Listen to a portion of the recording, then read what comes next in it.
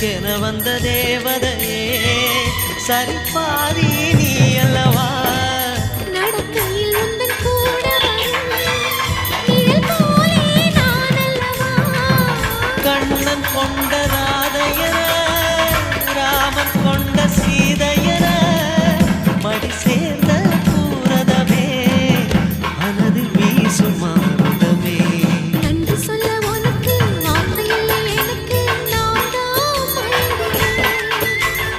என்னுடைய மனச கண்டுவிட்ட பிறகும் ஏம்மா கலங்குற